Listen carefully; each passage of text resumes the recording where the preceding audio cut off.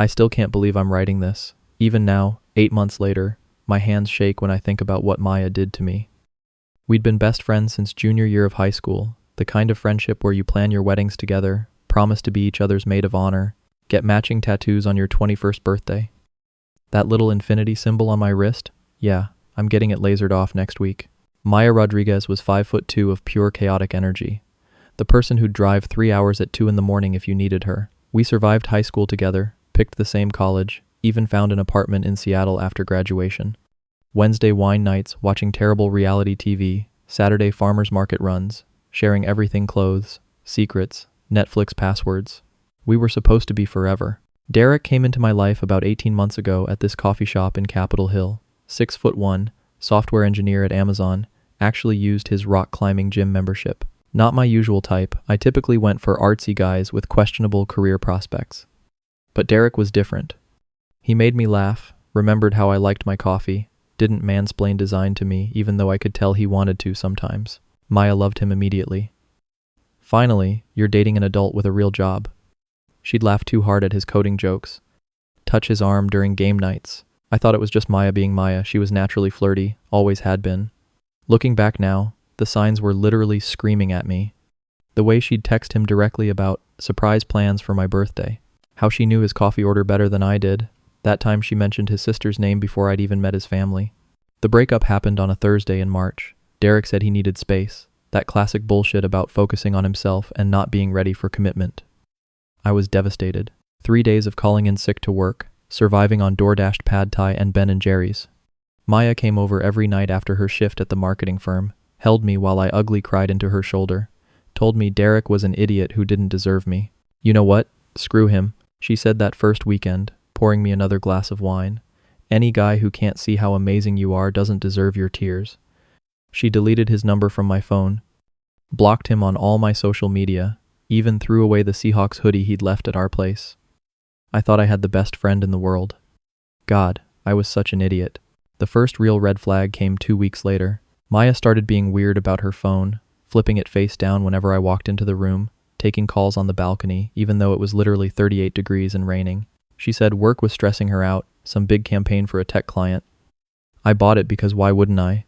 This was Maya, who'd held my hair back through countless hangovers, who knew my Tampax preference, who'd literally given me a kidney if I needed one, or so I thought. Then came the Saturday in April when I decided to surprise her with breakfast from her favorite place. Used my key, walked in at 9:43 a.m. with lattes and croissants, ready to force her out of bed for some retail therapy. Except her bedroom door was locked, which was weird because Maya never locked doors. I knocked, heard scrambling, muffled voices. She opened the door 30 seconds later in her robe, hair a mess, talking too fast about having a migraine and needing to sleep it off. That's when I saw Derek's watch on her nightstand. That stupid, expensive Garmin smartwatch his pretentious brother gave him for Christmas. My stomach dropped through the floor, but my brain went into immediate denial mode. Maybe it wasn't his. Lots of people had that watch. Maybe she found it somewhere. Maybe I was seeing things. I made some excuse about forgetting something at home and basically ran out of there. You know that feeling when your gut knows something but your heart refuses to accept it? That was me for the next 3 weeks. I noticed everything and explained it all away. Maya knowing Derek had switched from oat milk to almond milk. Her mentioning a new Korean restaurant in Fremont that Derek had wanted to try with me. The scratch marks on her back she blamed on her neighbor's cat, except her neighbor didn't have a cat. I was going insane, questioning reality, convinced I was being paranoid and projecting my breakup trauma. The universe finally threw me a bone through our mutual friend Jenna, who worked at a boutique downtown. She texted me on a Wednesday asking if I wanted to grab drinks, said she had something important to tell me. We met at this dive bar on Pine Street, and before I even ordered, she pulled out her phone. Sophie, I'm so sorry, but you need to see this. Screenshots from Maya's Instagram stories, the ones I couldn't see because she'd restricted me without blocking me. Derek's hand holding coffee, his apartment's view, a mirror selfie where you could see his reflection behind her. All dated from February, a full month before he broke up with me. Jenna had more. Security footage from her store showing them shopping together, holding hands, kissing, January 28th, 2024, time-stamped at 2:17 p.m. When I was at work designing logos, thinking about what to make for dinner for my boyfriend, they were picking out jewelry together. I threw up in the bar bathroom. Actually threw up, not metaphorically. Then I called in sick to work and went home to confront Maya. She wasn't there, but her laptop was open on the kitchen counter. I know I shouldn't have looked, but I was beyond caring about privacy at that point. Their text thread went back months of, "Can't wait to be together for real, and she has no idea, and just a little longer, baby." The worst part? The messages during my breakdown. While I was crying on her shoulder about losing Derek, she was texting him, "Watching her cry about you while knowing I had you inside me 2 hours ago is kind of hot." I actually can't type more about those messages without feeling physically sick again. Who does that to someone they claim to love like a sister? Maya came home at 8:47 p.m., takeout from our usual Thai place in hand, chattering about her terrible day and asking if I wanted to split the pad CU. I let her talk for exactly 3 minutes before I said, "I know about Derek." The way her face changed, I'll never forget it. From confusion to realization to this weird defiance I'd never seen before. "Sophie, you don't understand. I understand you've been fucking my boyfriend since January while pretending to be my best friend." She tried everything. That they were meant to be together. That Derek had been unhappy for months. That she tried to fight her feelings. That they never meant for it to happen. Classic cheater script, honestly. Then she got mean, said maybe if I'd been a better girlfriend, paid more attention, been more adventurous, he wouldn't have needed her. 8 years of friendship and she went for my deepest insecurities without hesitation. I gave her 72 hours to move out. She left in 48, taking half our shared stuff, even though we'd agreed it was mine, including my grandmother's cast iron pan she knew I loved. Derek tried calling me 17 times that week. I never answered. They're still together, last I heard, living in Bellevue, playing happy couple. Jenna says Maya tells people I'm crazy and made up lies because I couldn't handle Derek choosing her. The mutual friends who believed her aren't worth keeping anyway. Looking back, there were so many signs. The way she'd memorize everything about my boyfriends. How she'd become best friends with them, then act devastated when we broke up. That weird comment she made junior year about how we had the same taste in guys. I think she'd been competing with me for years, and I was too trusting to see it. I'm in therapy now, working through the betrayal trauma. Some days are better than others. I still catch myself going to text her when something funny happens, or when I need advice, or when that song we used to scream sing in the car comes on. But then I remember that the Maya I'm missing never really existed. The real Maya was someone who could hold me while I sobbed about losing the love of my life, knowing she was the reason I lost him, and feel turned on by my pain. The infinity tattoo removal starts next week. 6 sessions, the tech said, maybe 7 because of the shading. It'll hurt like hell and leave a scar, but honestly, the physical pain will be nothing compared to what she did to my heart. At least this scar will be one I chose.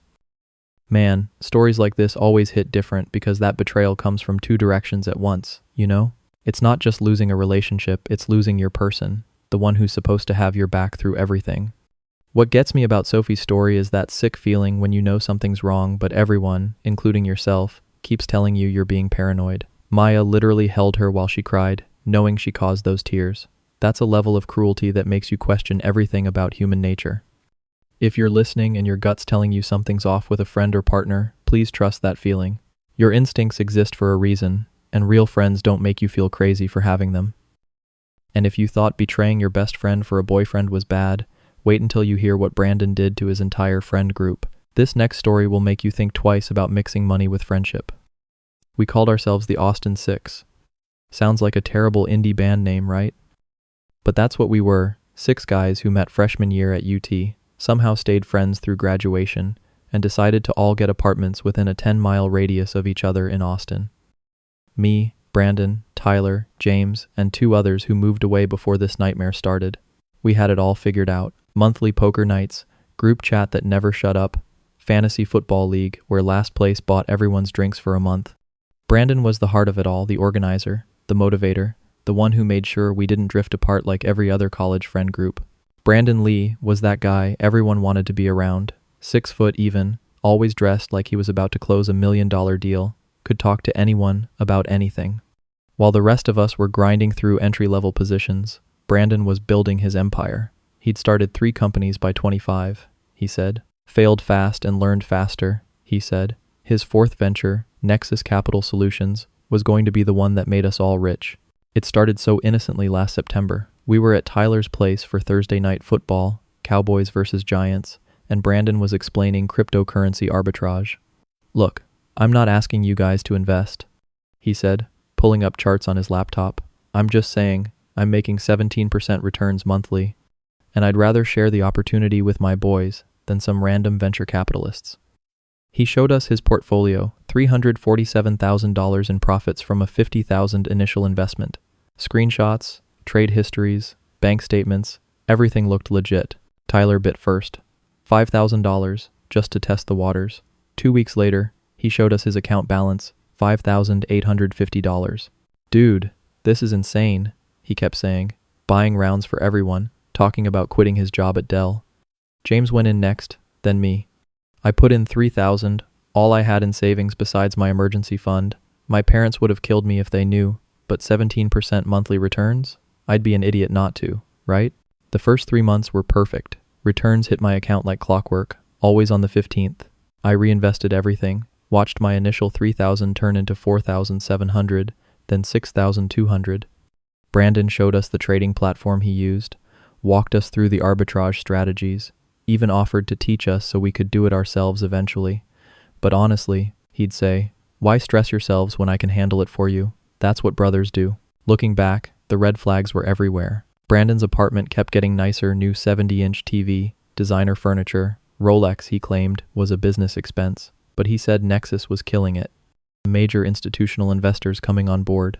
When James asked to see the actual trading happening live, Brandon said the markets moved too fast, it would be boring to watch. When Tyler wanted to withdraw some profits for his wedding fund, Brandon convinced him to keep it invested. Compound interest is your best friend, he said. Trust me, future Tyler will thank you. The first crack appeared in February. Rachel Green, this girl James was dating who worked in compliance at Chase, mentioned offhand that she'd never heard of Brandon's trading platform. It's not registered with any financial authority I can find, she said over drinks one night. Brandon laughed it off, said it was a private Estonian platform, totally legal but flying under the radar. He showed us more profits, more screenshots. We wanted to believe him. I mean, this was Brandon, the guy who'd driven me to the emergency room at 3 a.m. when I had kidney stones, who'd let Tyler crash on his couch for 2 months after a bad breakup. March was when everything accelerated. Brandon said he'd found a goldmine opportunity, but needed more capital to maximize it. He was putting in his entire net worth, he said, and wanted us to have the chance to go all in too. The minimum was $20,000 each. If we didn't have it, he'd personally loan us the money at 0 interest because that's what family does. James borrowed $15,000 from Brandon. Tyler liquidated his 401k early, taking the penalty because the returns would more than make up for it. I took out a personal loan for $17,000 against my car. The returns for March were insane, 34%. Our group chat was nothing but rocket emojis and retirement planning jokes. We calculated when we could quit our jobs, where we'd travel, what cars we'd buy. Brandon started talking about expanding, bringing in other friends, making Nexus a real fund. He incorporated, made us all founding partners, gave us business cards with fake titles. Mine said Director of Strategic Investments. I actually put it on my LinkedIn. God, I was such an idiot. April 15th came and went with no returns. Brandon said there was a processing delay, some issue with international wire transfers. April 20th, still nothing. The group chat went quiet. April 25th, Tyler drove to Brandon's apartment. It was empty, completely cleaned out. The building manager said he'd moved out on the 14th, left no forwarding address. That's when Rachel became our hero. She went full forensic accountant on Brandon's entire operation. The trading platform? A website Brandon built himself using a template he bought for $49. The screenshots? Photoshopped. The initial returns we received? Money from new investors' classic Ponzi scheme. The incorporation documents? Forged. Nexus Capital Solutions never existed except as a DBA registered to a fake address. The group confrontation happened at my apartment on April 30th. We'd tracked Brandon down through his gym membership. Apparently even scammers don't skip leg day. He showed up wearing a suit worth more than my monthly salary, acting confused about why we were upset. It's just a temporary liquidity issue, he kept saying. The money's all there, just tied up in trades. When we showed him Rachel's evidence, his whole demeanor changed. No more brother talk, no more family bonds. You all knew the risks, he said. I never guaranteed anything. You're adults who made investment choices. Then he tried to flip it, said we were ungrateful after all he'd done for us, how he'd tried to help us get rich, and this was how we repaid him. Tyler literally had to hold James back from punching him. The final tally was $37,000 between the 4 of us who invested. But with the loans Brandon gave James, Tyler's early 400 and ONEC withdrawal, my car loan, we're probably out closer to $60,000 in real damages. We filed police reports, but Brandon had been careful. Everything was signed, technically labeled as high-risk investments, just legitimate enough that the DA's office said prosecution would be difficult. The Austin 6 doesn't exist anymore. Tyler moved back to Houston, can't afford Austin rent while paying back his 401 ek. James and Rachel broke up. She couldn't watch him spiral into depression about the money. I'm working 2 jobs to pay off that loan, door dashing every night after my 9 to 5. We still have a group chat, but it's just for sharing updates on the legal case that's going nowhere. Brandon's living in Dallas now, according to his Instagram that he didn't bother to block us from. Posts about entrepreneurship mindset and rising above negativity. Last week he announced his new venture, a financial literacy course for young professionals. Price tag, $997. The bio says he's a self-made investor who learned from failure. He's using our money to fund his next scam, and there's nothing we can do about it. Sometimes I do the math on what that money could have been. $60,000, a house down payment, my student loans gone, a real investment portfolio with actual returns. Instead, I've got a worthless business card, a Korean barbecue receipt from our last group dinner, and a hard lesson about trusting anyone with your money, no matter how many times they carried you home from 6th Street. The worst part? I still miss him sometimes. Not the real Brandon, but the one I thought existed. The friend who was going to make us all rich together, who cared about our success, who called us brothers. That guy never existed, but damn, he put on a good show.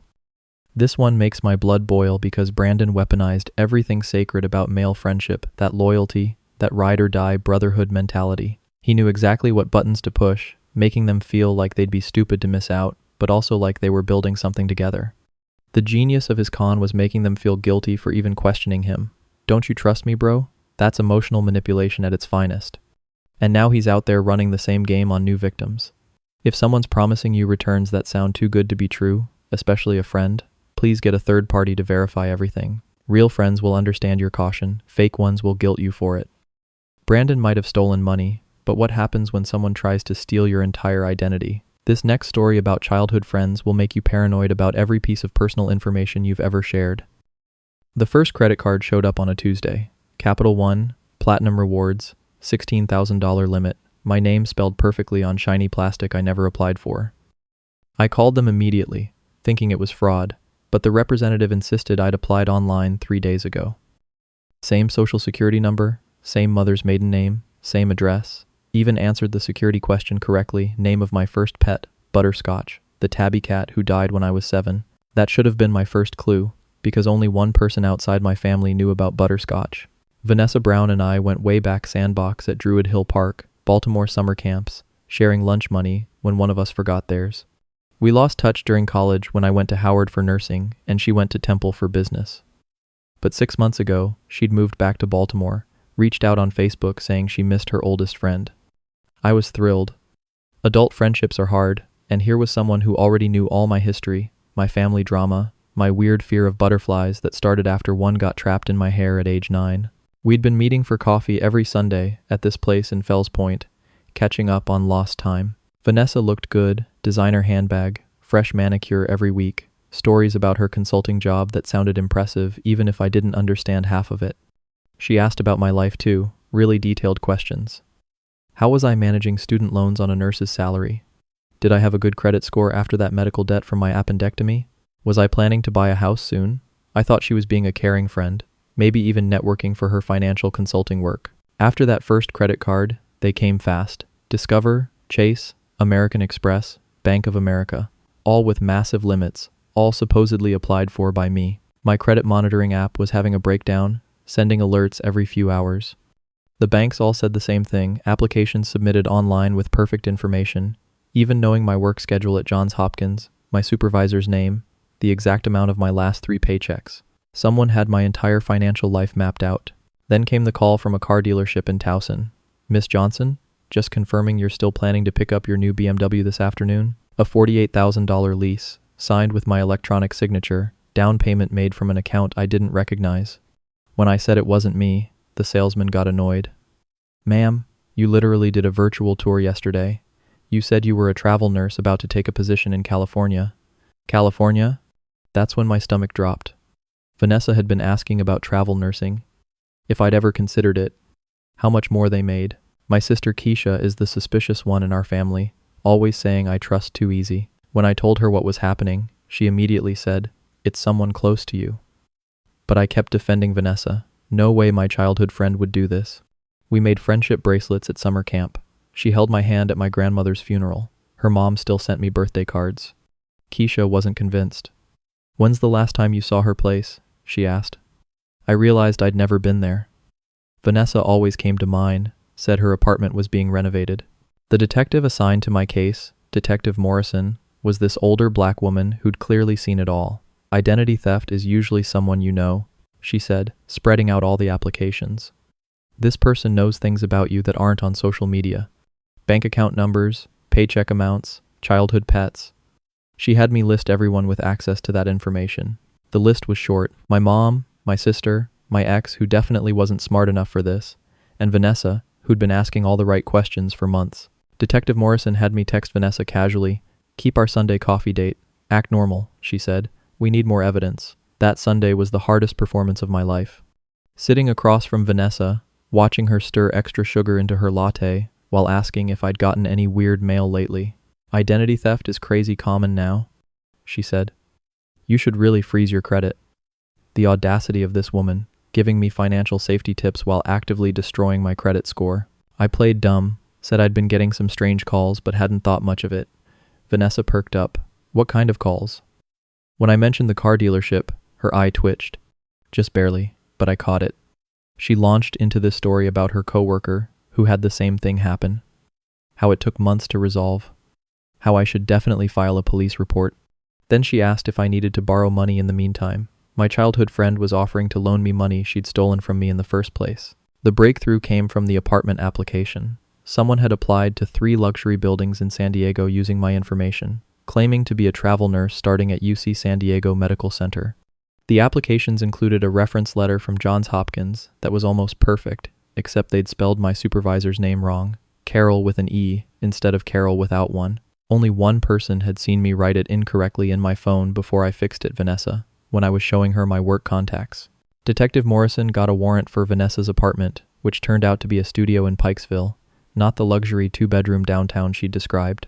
They found everything. A notebook with all my information written out like a study guide. Printed screenshots of my social media going back years.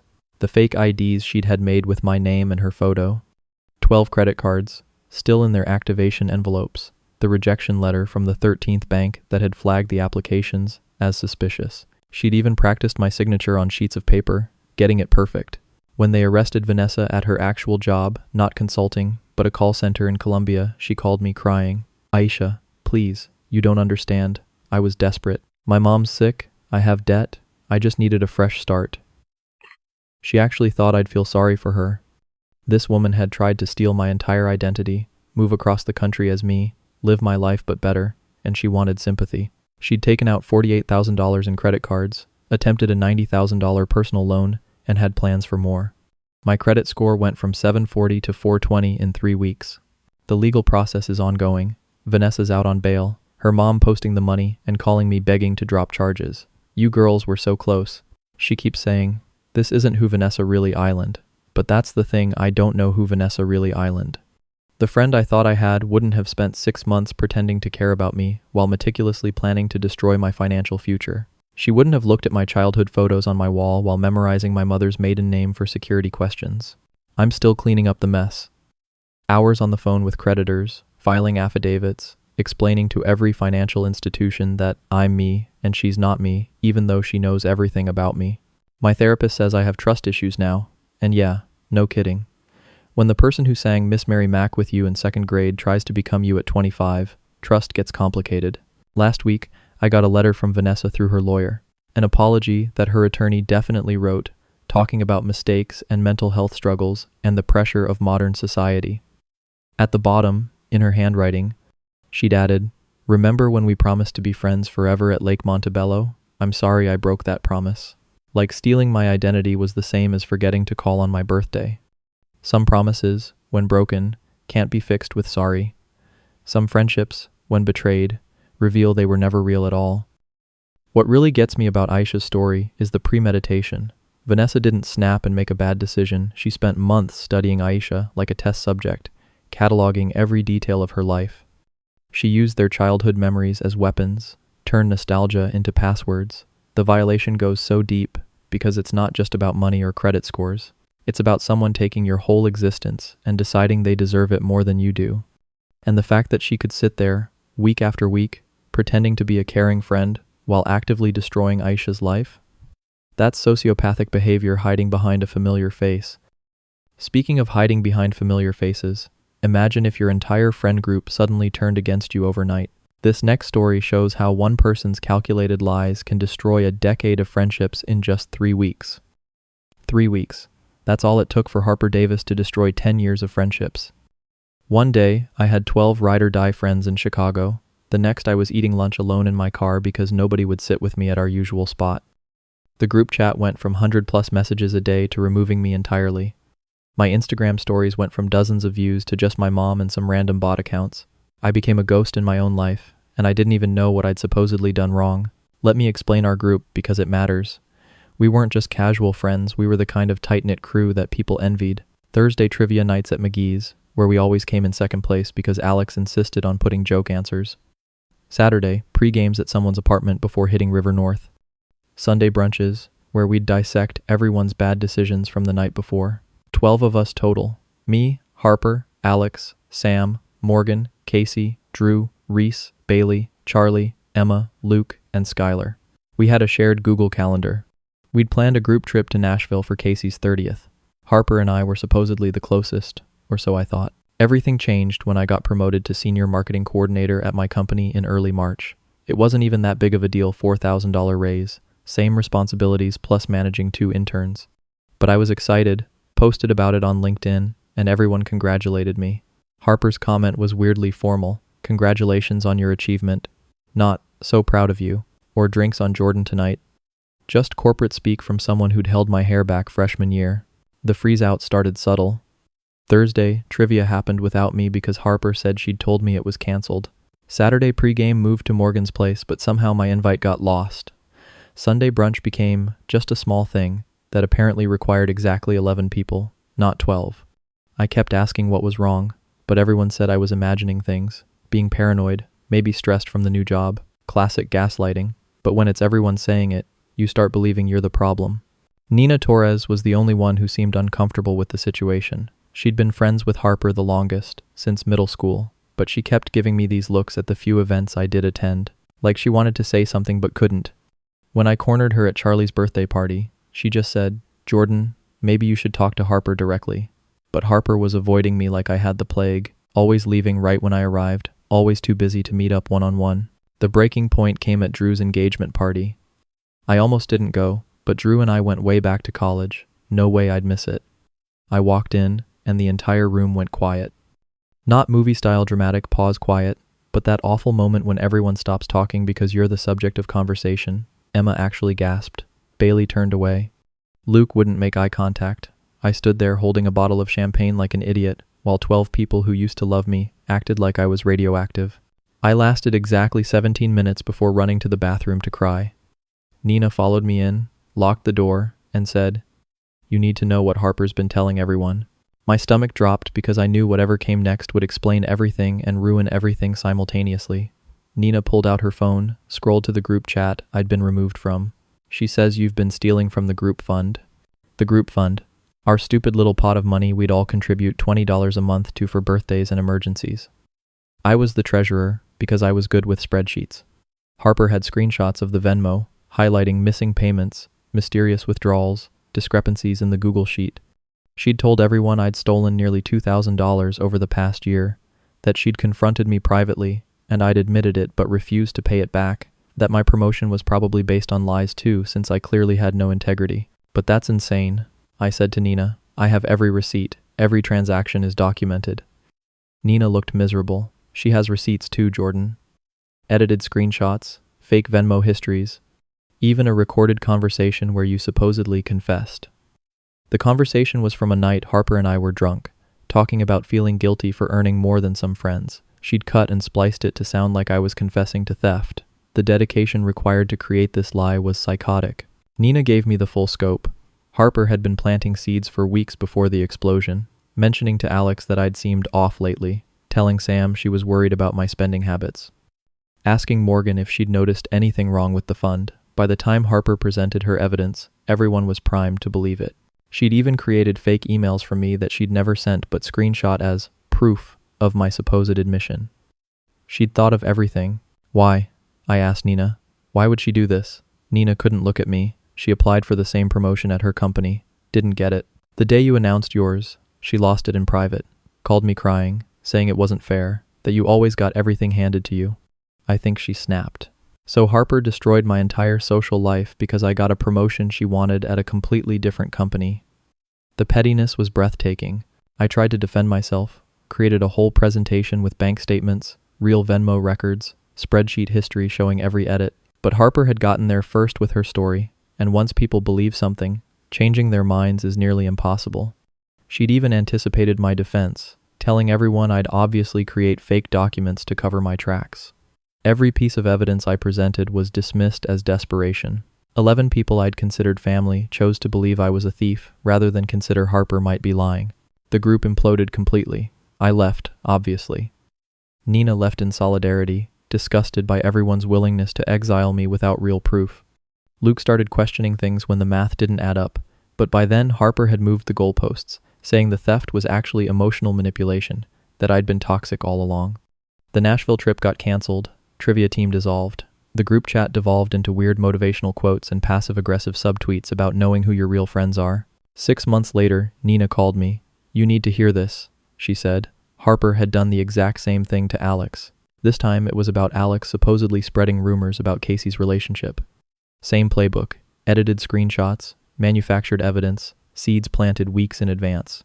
But Alex had learned from my experience, immediately went nuclear with lawyers and threat of defamation suits. The whole friend group finally realized Harper was the problem, but it was too late. Everyone had shown their true colors, their willingness to abandon someone based on lies. They tried to apologize. 11 separate messages with variations of, I should have known, and Harper was so convincing, and can we start over? I didn't respond to any of them. When someone shows you how easily they'll throw you away, believe them. Harper had simply provided the excuse they were subconsciously looking for. Real friends would have asked questions, demanded real proof, given me the benefit of the doubt after 10 years of friendship. I have a new friend group now, smaller, just 4 of us, but solid. We met through a book club, bonded over wine, and terrible literary takes. They don't know the full story of what happened with my old friends, just that things ended badly. Sometimes I run into the old crew around Chicago. They look guilty, attempt awkward small talk. Harper moved to Minneapolis, according to Nina, working her way through a new friend group there. I wonder how long before she destroys them too. The thing about social manipulation is that it works because it exploits our deepest insecurity, the fear that we're not really liked, that our friends secretly barely tolerate us. Harper knew exactly which buttons to push because she'd spent years learning our vulnerabilities under the guise of friendship. She didn't just lie about me, she made everyone feel smart for believing those lies, righteous for cutting me off. That's the real evil of it. She made cruelty feel like justice. Jordan's story hits different because we've all been in friend groups where dynamics shift and suddenly you're on the outside looking in. But Harper took normal social anxiety and weaponized it into complete destruction. What's terrifying is how sophisticated her approach was the long game. The manufactured evidence, making everyone complicit in the cruelty. The fact that she did it again to Alex proves this wasn't a one-time breakdown but a pattern. Some people feed off creating chaos and watching others scramble. If your friend group suddenly turns on someone you've known for years, maybe ask yourself why you're so ready to believe the worst about them. Harper may have manipulated an entire friend group, but what happens when someone goes after your family to hurt you? This next story about a roommate's revenge plot will make you question every normal interaction you've ever had. When my little sister Lisa started glowing every time her phone buzzed, I should have paid more attention. She'd met someone online, Nathan Andrews, 24, software developer at a startup in Portland.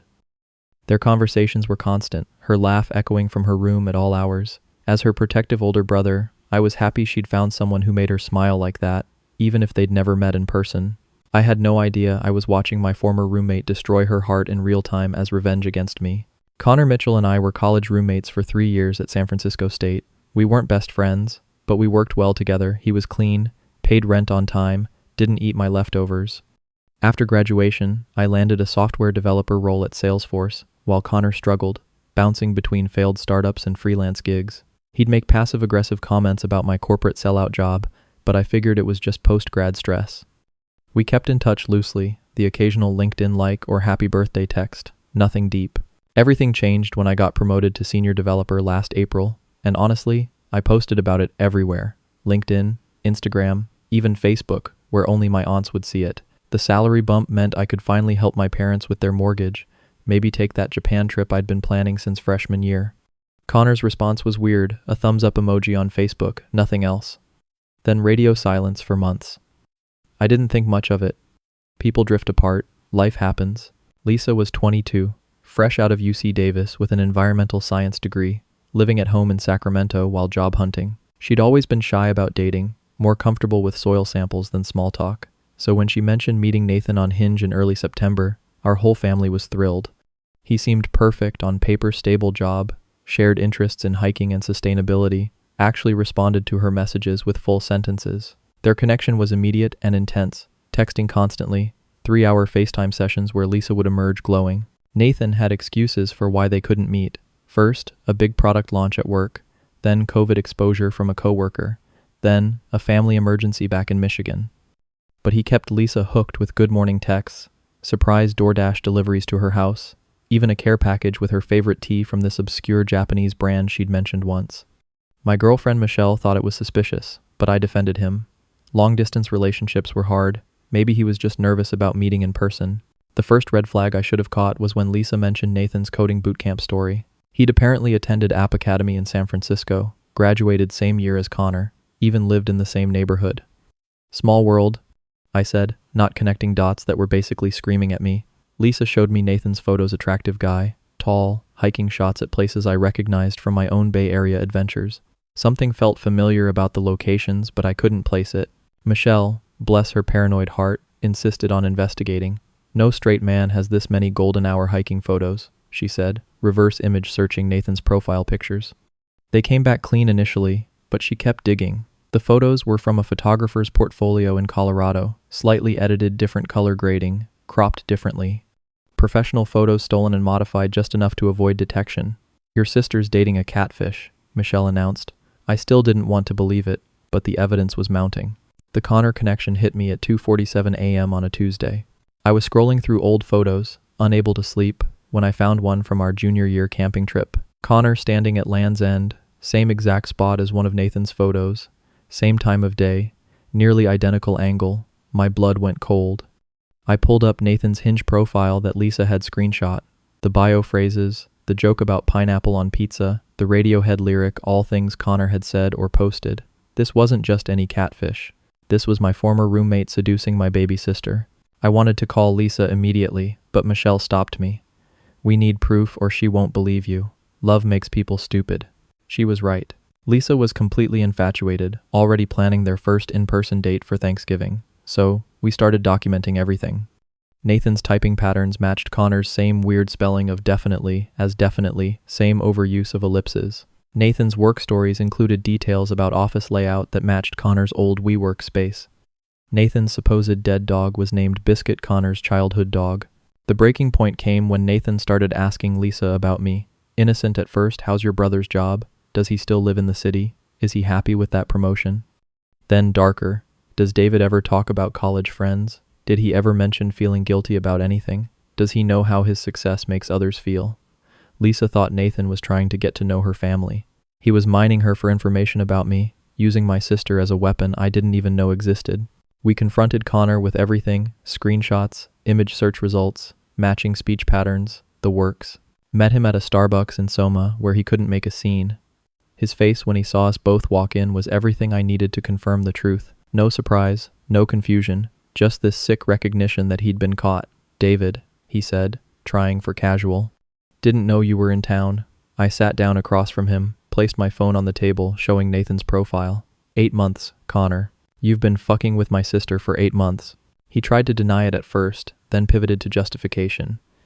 You don't understand what it's like, he said, watching everyone succeed while you fail.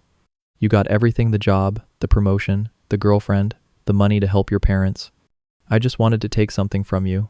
The casual cruelty of it, like my sister's heart, was just collateral damage in his revenge fantasy. He'd spent 8 months studying her interests, crafting the perfect fake boyfriend, making her fall in love, all to hurt me. "Were you ever going to tell her?" Michelle asked. Connor laughed, this bitter sound that made my skin crawl. "Maybe at your wedding." Imagine the speech, "I dated the bride's sister for a year as someone else," would have been hilarious. That's when I knew he was genuinely unwell. This wasn't just jealousy or petty revenge.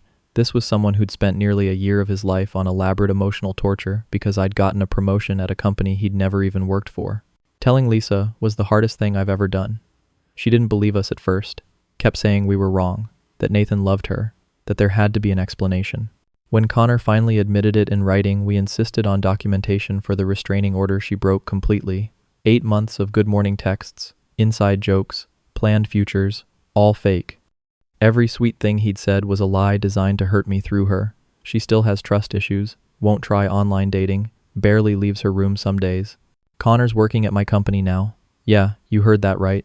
Started 3 weeks ago in a different department, but same building, same cafeteria, same elevators. HR says they can't do anything because the incident happened before he was hired and outside of work. I see him sometimes, walking to his car, getting coffee, living his life like he didn't destroy my sister's ability to trust. He even had the audacity to nod at me once, like we're just old roommates who lost touch. The restraining order covers Lisa but not me, so I have to see the person who broke my sister's heart as revenge against me, and there's nothing I can do about it. Michelle keeps saying karma will get him, that people like Connor always self-destruct.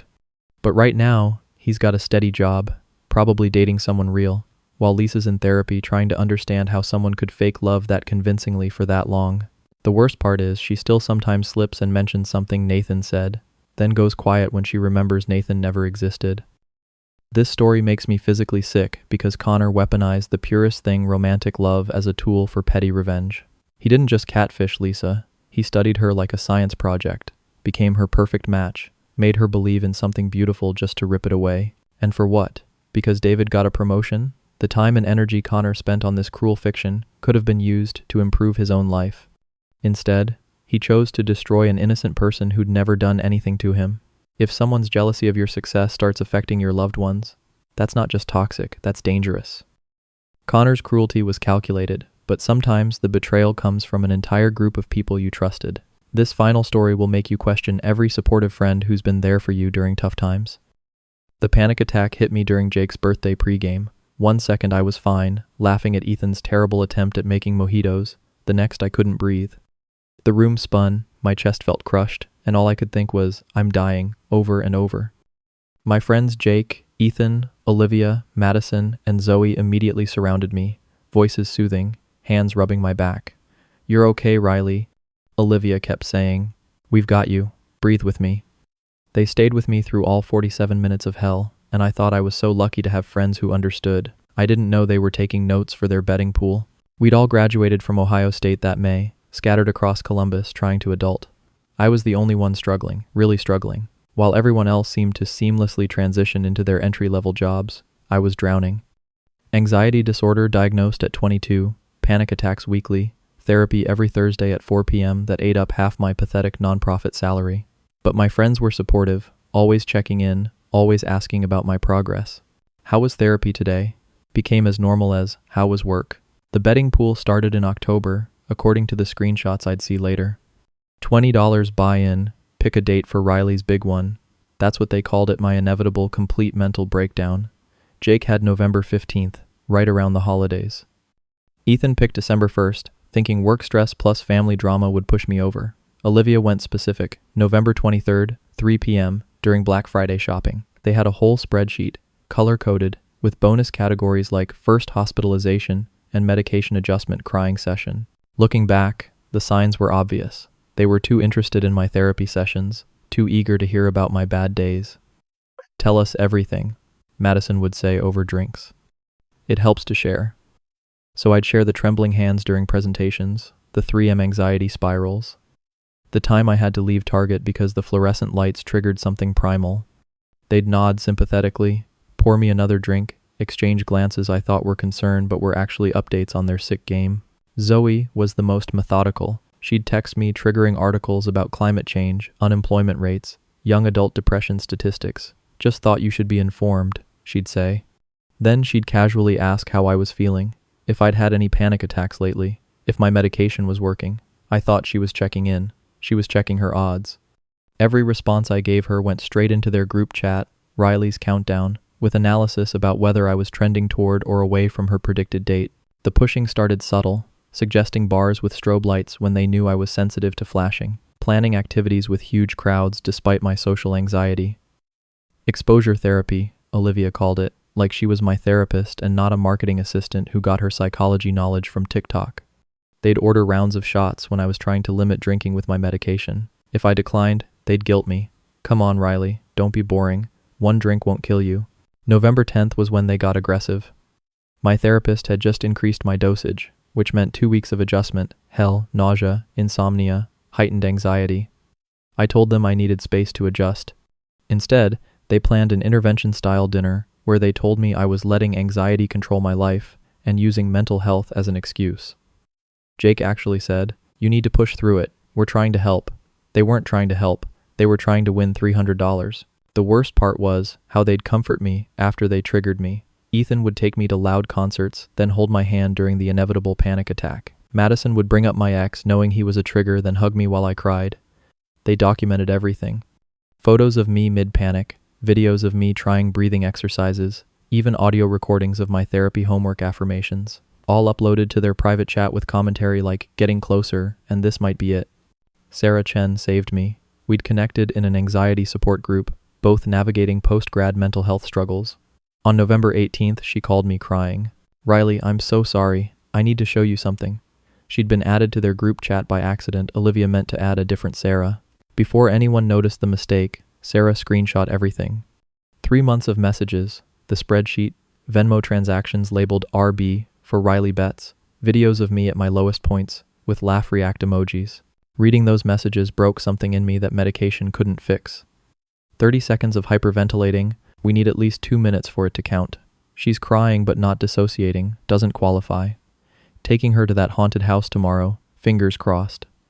They'd rated my panic attacks on a scale of 1 to 10. They'd created a point system. Public panic was worth more than private, crying added bonus points. Any mention of self-harm meant double or nothing. They knew about my darkest thoughts and turned them into a game. The confrontation happened at what they thought was another intervention dinner. They'd invited me to Olivia's apartment, all 5 of them with concerned faces. "Riley, we need to talk about your progress," Jake started. I let him go on for exactly 2 minutes about how they were worried before I pulled up the screenshots on my iPad, connected it to Olivia's TV, and displayed their entire betting pool for everyone to see. The silence was beautiful. Madison actually tried to run, but I'd locked the door from inside. $300, I said, voice steady for the first time in months. That's what my mental breakdown was worth to you. $300. Ethan tried to speak, but I kept going. You triggered panic attacks for sport. You documented my suffering for entertainment. You pretended to care while actively hoping I'd get worse. Zoe started crying, saying it wasn't what it looked like. But what else could it look like? The evidence was right there in their own words. They tried every excuse. It was just a joke that went too far. They never meant for me to find out. They were going to donate the money to mental health charity. The caring was real, even if the betting wasn't. Jake actually said, "We were supporting you through it all," like pushing someone toward a breakdown while taking bets on when they'd crack was some kind of twisted support. Olivia blamed dark humor, said it was how they coped with having a difficult friend. I posted everything online that night, every screenshot, every Venmo transaction, every video they'd taken of me at my worst. Their full names, their employers tagged, their parents tagged. It went viral in Columbus young professional circles. Madison lost her job when her company saw she'd been recording conversations without consent. Jake's girlfriend dumped him. Ethan's graduate program put him on probation. Zoe's therapist, yeah, she had one too, reportedly told her she needed intensive help for sociopathic tendencies. Olivia tried to sue me for defamation, but truth is an absolute defense. The strangest part is that my anxiety got better after they were gone. Turns out, a lot of my panic attacks were triggered by people who claimed to support me but were actively making me worse. My therapist called it trauma bonding gone malignant. I'd been so desperate for understanding that I'd ignored every red flag. They weaponized my vulnerability, turned my trust into entertainment, made my pain into a party game with a cash prize. I'm in recovery now, Real recovery with actual support from people who don't have money riding on my mental state. Sarah and I became close friends, trauma bonding, but the healthy kind. Sometimes Jake texts me apologies, long paragraphs about how he's in therapy now, how he understands what he did was wrong, how he wants to make amends. I never respond. Some betrayals don't deserve forgiveness. Some people show you exactly who they are, and when they do, you should believe them the first time. This last story haunts me because Riley's friends didn't just betray trust, they turned mental illness into entertainment. They literally gamified human suffering. The calculated cruelty of triggering panic attacks to win a bet, documenting someone's lowest moments for group chat laughs, that's beyond toxic. That's predatory. What really gets me is how they use the language of support and caring as cover for their abuse. If your friends seem too interested in your struggles, if they push you toward situations that make you worse, trust your gut. Real friends want you healthy and happy, not broken and profitable. And if you thought these toxic friendships were devastating, trust me, what comes next will make you question every professional relationship you've ever had. Because the next stories isn't just about losing friends, it's about losing your career, your reputation, and your sanity to people you trusted with your livelihood. Click here, and I'll show you betrayals so calculated, so cruel, that they'll make these friend stories look like playground drama.